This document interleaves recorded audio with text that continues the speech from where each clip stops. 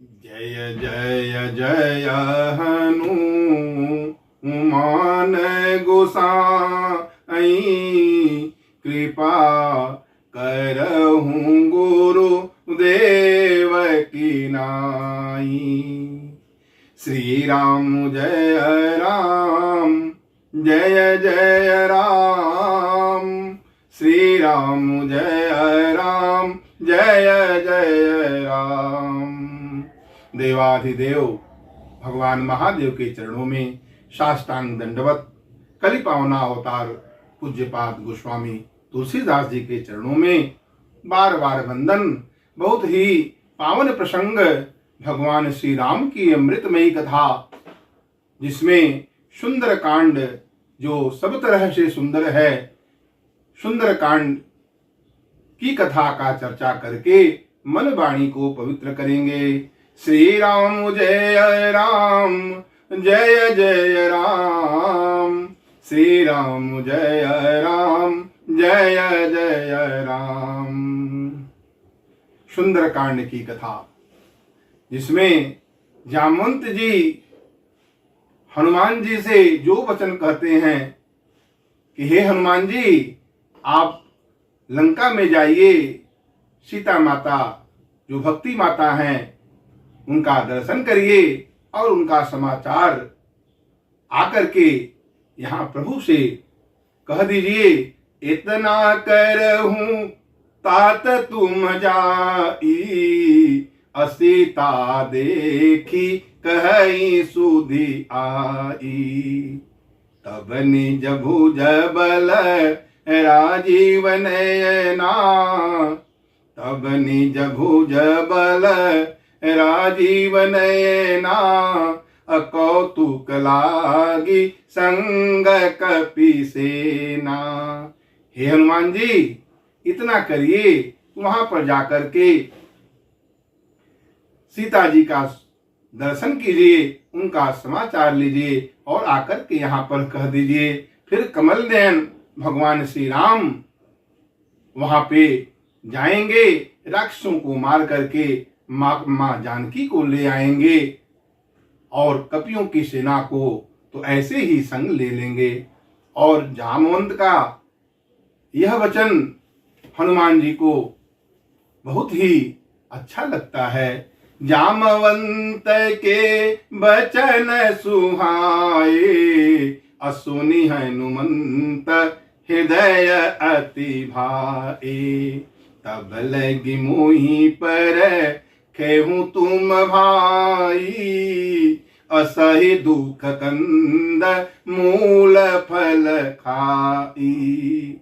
अजब लगी आवहूं सीत ही देखी, अवयं काजु मुहि हरस बिसेखी।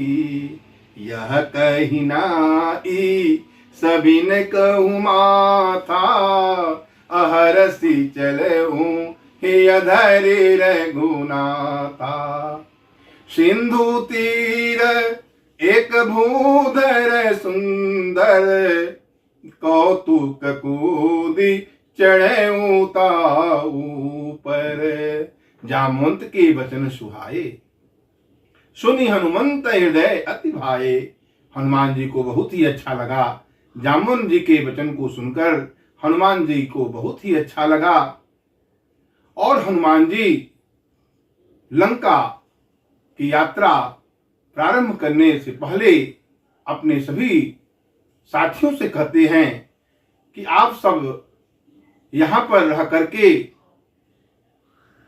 कंदमूल फल खाइए और मैं जाऊंगा, सीता जी का समाचार लूंगा और फिर यहाँ पर आऊंगा, क्योंकि मुझे बहुत ही प्रसन्नता हो रहा है।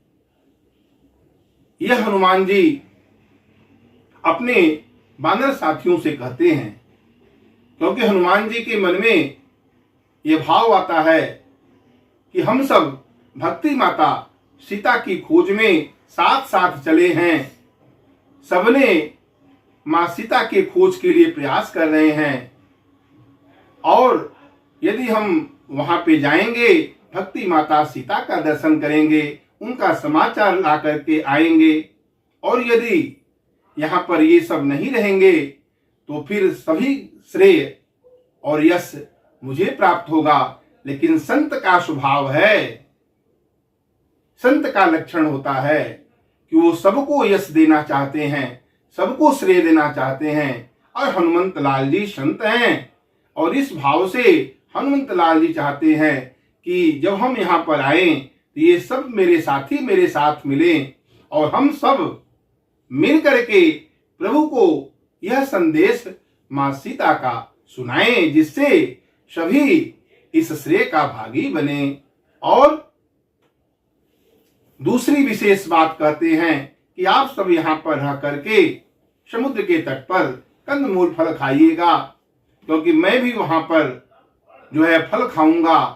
और इस तरह से संदेश देते हैं और हर तरह से सक्षम होते हुए शक्तिमान ज्ञानियों में अग्रणी हनुमान जी, जो बुद्धि बल और तेज के निधान हैं, वह उनकी विनम्रता सबको प्रणाम करते हैं और कहते हैं कि मेरा कार्य अवश्य सफल होगा, क्योंकि मुझे बहुत हर्षित हो रहा है।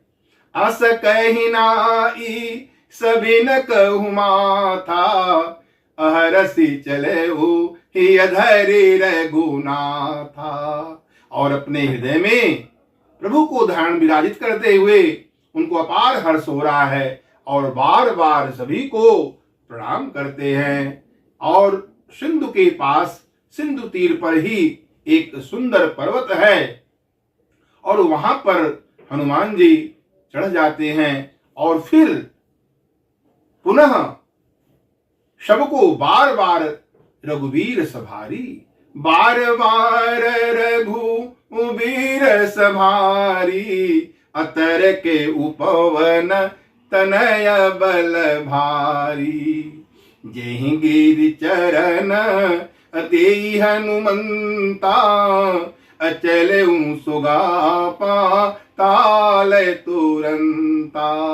और जिस पर्वत पर वह चढ़े हैं और उसको वहां से उछाल किए हैं, उछले हैं और तुरंत वह पर्वत जो है वो पाताल में चला जाता है। और हनुमान जी का मंगलमयी भक्ति माता सीता की खोज में लंका यात्रा, समुद्र का जो लंघन है, वह समुद्रोल्लंघन हनुमान जी के द्वारा यह शीघ्र शुरुआत होता है, शुरू होता है। यही विधि चलो। और जिस प्रकार भगवान श्री राम का अमोघ बाढ़ चला, ते ही भांति चलो हनुमाना। जिमि अमोघ रघुपति करिबाना, एही भांति चले ओ हनुमाना।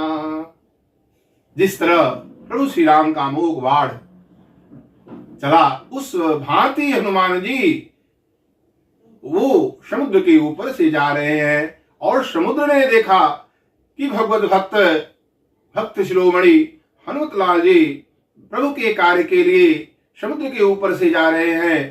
तो वो मैनाक पर्वत जो स्वर्ण का है, उनको कहते हैं कि आप भगवत भक्त को विश्राम दीजिए अपने ऊपर। अजल निधि रघुपति दूत विचारी, अतय मैनाक होई समहारी। और मैनाक पर्वत भगवत भक्त को विश्राम देने के लिए कहते हैं, लेकिन हनुमान जी भगवत कार्य के लिए चले हैं तो अब विश्राम कहाँ। और जल निधि रघुपति दूत विचारी, अतय मैनाक होई श्रमहारी। हनुमान तेहि परसा कर पुनि कीन प्रणाम, राम काजू कीने बिनु मोहि कहा विश्राम। और प्रभु के कार्य के लिए चलने पर विश्राम नहीं, वहां तो सिर्फ प्रभु का चिंतन और अपने मुख में मुद्रिका लेकर के नाम जप चिंतन करते हुए भगवत भक्त संत हनुमान जी आगे बढ़ रहे हैं। और वहां देवताओं ने देखा कि भगवत भक्त जा रहे हैं हनुमान जी, उनके परीक्षा लेने के उद्देश्य से वो देवताओं ने सुरसा नामक जो सर्पों की माता है उनको भेजते हैं। जात पवन सुत देवन देखा, अजान ही कहूँ बल बुद्धि विसेखा। सुरसा नाम अहिन कई माता, अपट इन आई कहीं ते ही बाता। और वह सर्पमुखी माता सुरसा क्या कहती हैं कि देवताओं ने आज मुझे आहार भेजा है। आज सुरन मोहि दीन आहारा, असुनत बचन कह पवन कुमारा। राम काजो करी फिर मैं आवऊं, सीता कई सुधि प्रभु ही सुनाऊं। राम काज करके मैं आऊंगा वापस, और मैं रामदूत हूँ, सत्य कहता हूँ। हे माई मुझे जाने दीजिए, फिर मैं जब सीता जी का सुधि प्रभु को सुना दूंगा, उसके बाद मैं कहता हूँ कि आ जाऊंगा, और फिर मुझे अपना आहार बना लेना। राम काज कर फिर मैं आऊं, सीता कई सुधि प्रभु ही सुनाऊं। तब बदन पैठियऊ आई, असत्य कहूँ मोहि जानी दे माई। लेकिन कौने हूँ जतन दे ही नहीं जाना। सब कह करके हनुमान जी समझ गए, तो अपने बुद्धि कौशल का उपयोग करते हैं हनुमान जी यहाँ पर, और फिर कहते हैं मुझे खा लीजिए। और जैसे ही सुरसा जो है जोजन भरते ही बदन पसारा, कपितनु कीन दुगुन विस्तारा। और रा और मां दो अक्षर के बल से हनुमान जी जैसे ही सुरसा ने एक योजन 4 कोस का मुंह फैलाया, वैसे ही हनुमान जी दुगने हो गए। और इस तरह जब सुरसा 16 योजन का बदन बढ़ाई, तो फिर हनुमत लाल जी 32 योजन के हो गए। और 100 योजन ते ही आनन कीन्हा। जब 100 योजन 100 योजन का अपना मुंह फैलाई सुरसा, तो यहाँ हनुमान जी जो ज्ञानियों में अग्रणी हैं, संपूर्ण गुणों के निधान हैं, और बुद्धि और विवेक के निधान हैं, ऐसे हनुमान जी वह तुरंत अपना छोटा आकार बना लेते हैं, बदन में प्रवेश करते हैं, और वहां से फिर पेट में प्रवेश करके फिर कान के माध्यम से निकल जाते हैं। शतयोजन ते ही आनन कीन्हा, अतिल घुरूप पवन सुत लीन्हा। बदन पैठे पुनि बाहिर आवा, अमांगा विदा ताहि सिरुनावा। मोहि सुरन जेहि लागी पठावा, अबुध बल मरमु तोर मैं पावा। सुरसा, यहाँ पर सुरसा प्रशंसा की प्रतीक हैं, और जब भी श्रेष्ठ कार्य के लिए संत जन आगे बढ़ते हैं, तो यह सुरसा नामक लोग जो प्रशंसा करके उनके मार्ग में बाधक बन जाते हैं। लेकिन जो संत हैं, भगवत कार्य में लगे हुए हैं, प्रभु के चिंतन में लगे हैं, प्रभु के कमल चरणों में जिनकी प्रीति है, वह इस बाधक को भी साधक बना करके हनुमान जी के तरह अपने बुद्धि कौशल का परिचय देते हुए अपने अनुकूल कर लेते हैं। और यहाँ सुरसा उनकी बड़ी प्रशंसा करती है, लेकिन बड़ी बड़ी प्रशंसा करने के बाद भी हनुमान जी छोटे आकार के हो गए। और यहाँ सुरसा शतोगुणी माया है, और जिस पर भगवान श्री राम के कमलवत हस्त है का स्पर्श हुआ है, वहां पर तीनों प्रकार के ताप और तीनों प्रकार की माया प्रभावित नहीं कर सकती। यहाँ शतोगुणी माया सुरसा के रूप में है, जो बाधक है भक्ति माता सीता की खोज में, उस बाधक को भी हनुमान जी बौद्धि कौशल के अनुसार अपने अनुकूल करके उनसे भी आशीर्वाद प्राप्त कर लेते हैं। बदन और कहती है सुरसा, मोहि सुरन जेहि लागी पठावा, बुद्धि बल मरम तोर मैं पावा। राम काजु सब करियऊं तुम बल बुद्धि निधान। आशीष दे गई सो हरसि चले हनुमान। उनसे भी आशीर्वाद प्राप्त कर लेते हैं हनुमान जी और फिर आगे बढ़ते हैं। और वहां पर निश्चर एकु सिंधु महरही तब माया। और निश्चर सिंधु महरही, निश्चर एक सिंधु महरही करी माया नभ के खत गही। अजीव जंतु जे गगन उड़ाही अजल बिलो की तीन कह परिछाही। गहई छा सक सोन उड़ाई यही विधि सदा गगन चर खाई। असोई छल हनुमान कह कीना अतासु कपटु कपि तुरत ही चीना। ताहि मारी मारुत सुत वीरा अबारी धिपार गयऊ मति धीरा। अब हनुमान जी के सामने जो भक्ति माता, भक्ति स्वरूपा सीता माता की दर्शनार्थ, दर्शन के लिए, मिलने के लिए जाते हैं, उस मार्ग में जो सिंहिका जो पाताल में रहती है, जल में रहती है, जलचर को नहीं खाती, लेकिन आकाश में उड़ रहे जीव जंतु को अपना आहार बना लेती है, उसकी छाया को देखकर उसे पकड़ लेती है अपने तंत्र के द्वारा और फिर उसे खा डालती है। और यहाँ सिंहिका जो दूसरी बाधा के रूप में हनुमत लाल जी के सामने प्रकट हुई है, यह सिंहिका जो तमोगुणी माया है और यह ईर्ष्या का प्रतीक है।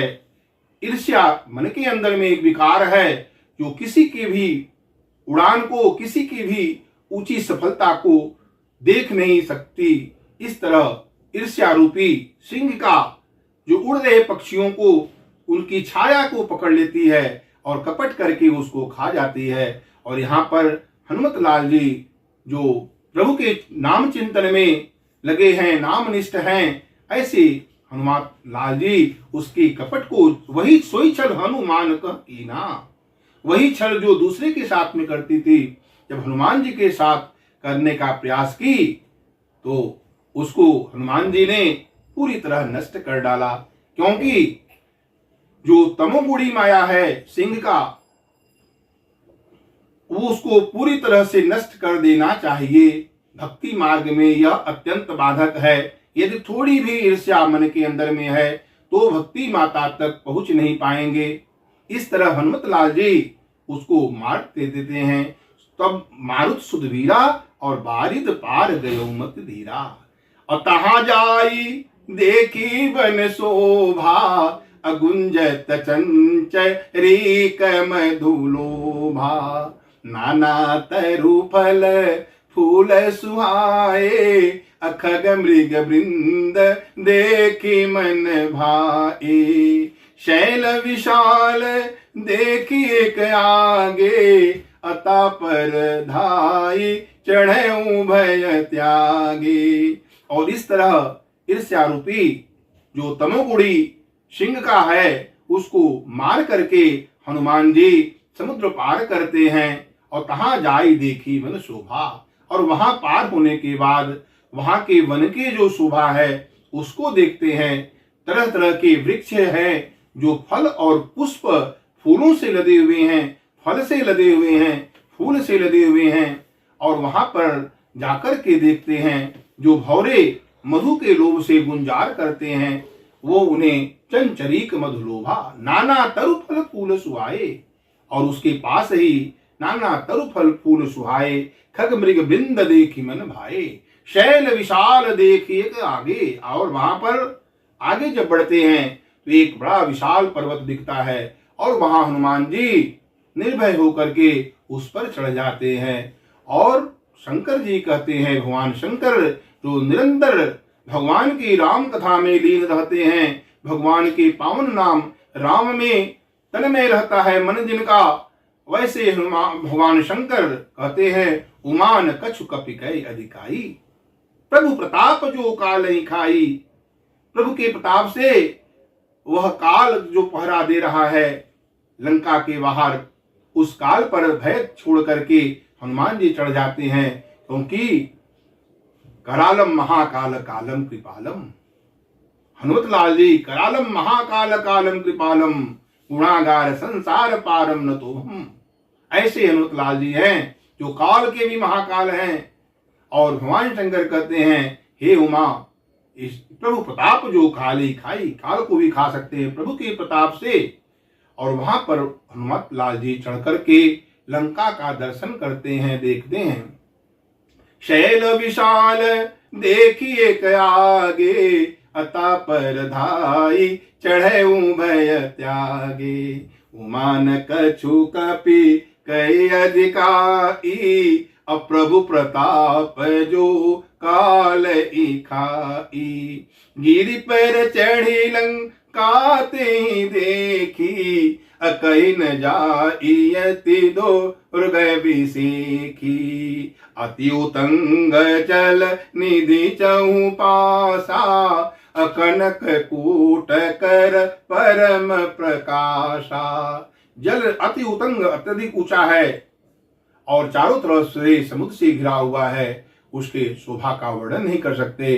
वन बाग उपवन बाटिका सर, कूप बापी सोवही, नर नाग शूर गंधर्व कन्या, रूप मुनि मन मोही, कहूँ माल देह विशाल। और वहां वन बाग उपवन वाटिका शरकूप बापी अत्यंत सुशोभित है, और वहां पर सुर नार और नाग कन्या गंधर्व और देवताओं की कन्याओं को देख करके मुनियों का भी मन मोहित हो जाता है।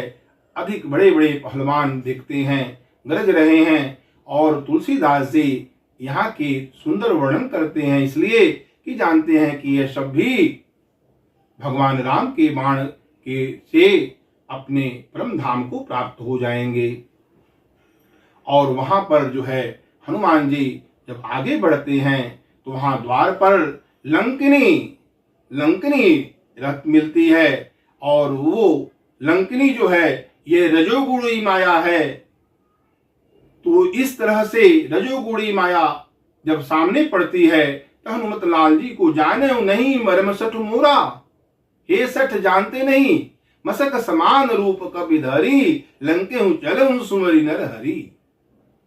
मशक समान बिल्ली का रूप पकड़ करके हनुमत लाल जी रात्रि में प्रवेश करते हैं, क्योंकि जहां का भी अंतरंग स्थिति जानना होता है तो रात में प्रवेश करके देखना चाहिए। क्योंकि दिन के उजाले में तो सभी शब्द दिखते हैं, लेकिन रात्रि में उनका स्वभाव कैसा है, रहन सहन कैसा है, यह जानने के लिए हनुमत लाल जी विचार करते हैं। और मशक समान रूप कपिधरी, लंके हूं चलूं सुमेरी नर हरि। नाम लंकिनी एक निशिचरी, अशोक चल सु मोहि निंदरी। जाने हूं नहीं मरम सठ मोरा, अमूर आहार जहां लगी चोरा। अमुठी का एक महाकपिहानी, अरुधिर बमत धर नीठन मनी।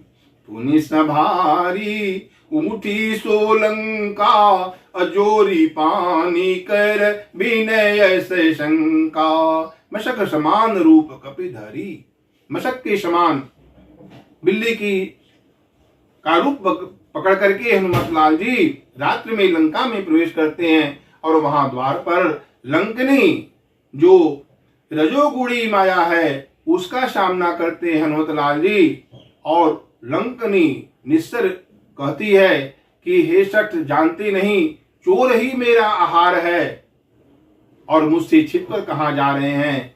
हनुमत लाल जी समझते हैं, विचार करते हैं, यह लंकिनी की बुद्धि भ्रष्ट है। जिस राज्य में रहती है उसका राजा ही सबसे बड़ा चोर है, तुम उसको क्यों नहीं खाती है। और इस तरह से हनुमत लाल जी उसके सिर पर मुष्टिका का प्रहार करते हैं और रुधिर बमत धरनी ठन मणि, और वह रुधिर बमत रक्त का उल्टी कर देती है और तुरंत गिर जाती है। इस तरह से विरक्त हो जाती है। संत के प्रहार से विरक्त हो गई जो लंकिनी है, वह संत का दर्शन करती है। अब फिर पुनः संभल करके उठती है और वहां पर उसकी बुद्धि संत के दर्शन से शुद्ध हो जाता है। अजोरी पानी कर विनय शंका, अजब राव नहीं ब्रह्म बर दीन्हा, अचलत बिरंची कहा मोहि चीन्हा। तब फिर उठ करके वह लंकिनी कहती है, अधमरा करके हनुमत लाल जी उसको छोड़ देते हैं और वह विरक्त हो जाती है। कहती है कि जब ब्रह्मा जी रावण को वरदान दे रहे थे, उस समय मुझे कहे थे कि विकल हो सितय कपि के मारे। जब कपि के मारने से तुम विकल हो जाओ तो समझ लेना कि निश्चरों का विनाश निकट है। जब रावण ही ब्रह्म बर दीन्हा, चलत बिरंची कहा मोहि चीन्हा। विकल हो से तब कपि के मारे, अतब जान सोने से चर संघारे। अतात मोर अति पुण्य बहुता, देख हुनयन राम कई दूता। और तात मोर अति पुण्य बहुता, मेरा अत्यधिक पुण्य है जो मैं रामदूत को, प्रभु के दूत को मैं अपने नेत्रों के सामने देख रही हूं। तात मोर अति पुण्य बहुता, देखो नयन राम कह दूता।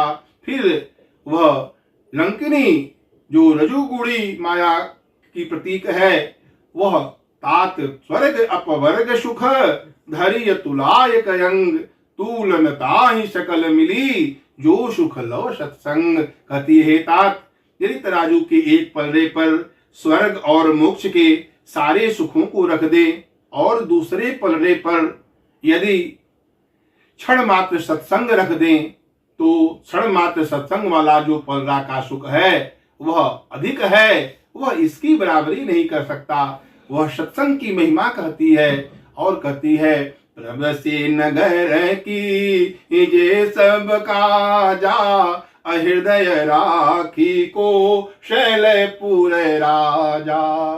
गरल सुधा रिपु करहि मिताई, अगोपद सिंधु अनल शीतलाई।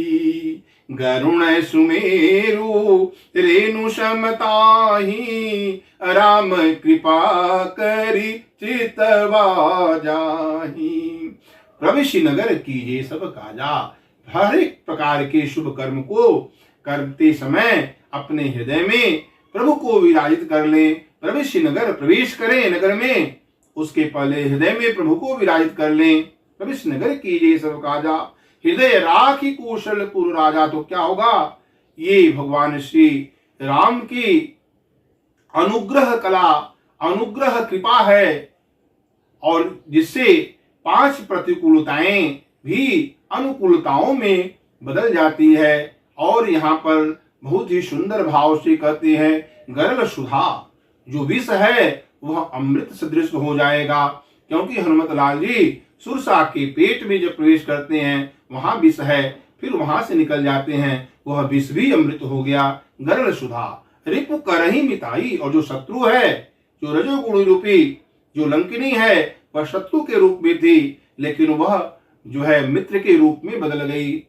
गरल सुधा रिपु करहि मिताई। और गोपद सिंधु, जो समुद्र है 100 योजन का, वह गाय के खुर के समान हो गया, छोटा, और आसानी से समुद्र लंघन हनुमान जी ने कर लिया। तो गोपद सिंधु अनल शीतलाई, जो अग्नि है, पूरी लंका में आग लगता है हनुमान जी के पूछ द्वारा, लेकिन प्रभु के प्रताप से, प्रभु की कृपा से वह शीतलता प्रदान करने लगा। गोपद सिंधु अनल शीतलाई, और गरुण सुमेरु रेणु समताई, और सुमेरु जैसा पर्वत जैसा जो सुमेरु है वह रज के समान हो जाएगा।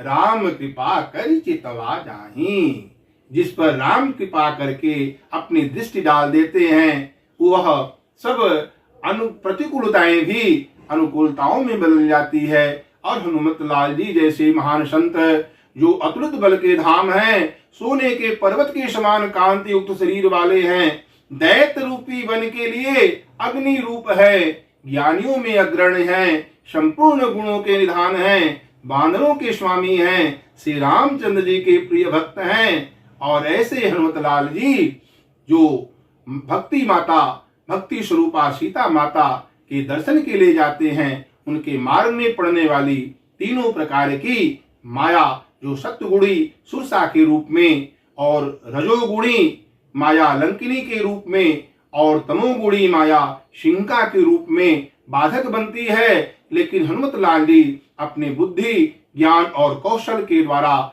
इस बाधक को भी अपने अनुकूल करके वह माता सीता की खोज में लंका में प्रवेश कर चुके हैं। और आगे की कथा में हम सब देखेंगे कि हनुमान लाल जी विभीषण से मिलते हैं। विभीषण जो संत हैं, प्रभु के भक्त हैं, और वो फिर बताते हैं और माता सीता का दर्शन करते हैं। आइए भाव से भगवान का पावन नाम श्री राम जय जय राम, श्री राम जय जय राम।